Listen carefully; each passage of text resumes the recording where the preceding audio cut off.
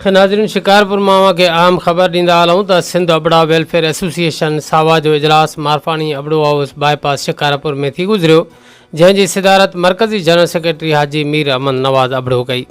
इजलास की शुरुआत कलाम पाक की तलावत कलाम पाक हमद बारी ताला ऐं नज़ शरीफ़ सां कई वई।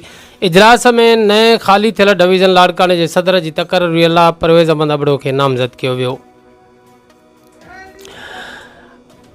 जॾहिं त ज़िले शिकारपुर के लिए इंजीनियर ज़ुल्फ़कार अली अबड़ो के नायब सदर मुक़रर किया वियो। तालके शिकारपुर के रहियल उहदेदारनि के भी ज़िम्मेवारियूं ॾिनियूं वयूं, जंहिंमें तालके गढ़ियासीन लाइ सदर गाज़ी गुल मोहम्मद सां गॾु general secretary Waseem Ahmed Abro, senior नायब सदर एहसान अबड़ो, नायब सदर अब्दुल समद अबड़ो ऐं जनरल सेक्रेटरी के लिए Allahdino Abro, joint secretary Mohammad Alam Abro, press secretary Mukhtar Ahmed Abro, finance secretary Sadullah Abro के मुक़रर किया वियो। जॾहिं त राब्ता सेक्रेटरी लाइ अयाज़ अली अबड़ो, ऑफिस सेक्रेटरी अमीर बख्श अबड़ो के मुक़रर किया वियो। उन सां गॾोगॾु सिटी शिकारपुर लाइ मंसूर अहमद अबड़ो के सदर, सीनियर नायब सदर के लिए प्रोफेसर ज़हीर अबड़ो, नायब सदर के लिए Ali Bakhsh Abro, general secretary Faisal Abro, deputy general secretary लाइ ग़ुलाम नबी अबड़ो जो तक़रर किया वियो।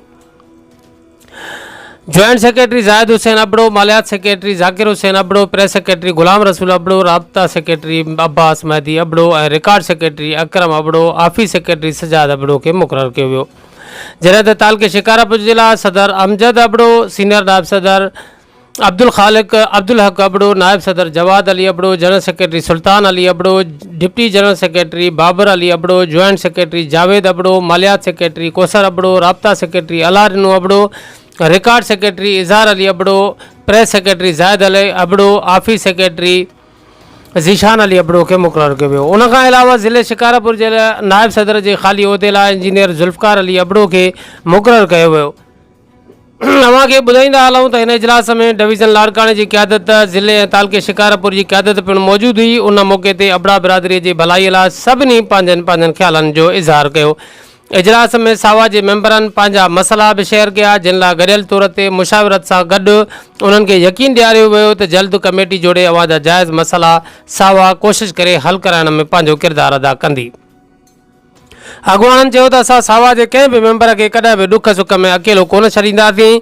अॻुवाणनि अबड़ा बिरादरी के समूरनि पाड़नि के अपील कई त मेंबरशिप फार्म वसूल करे ऐं तनज़ीम सां जुड़ी वञो।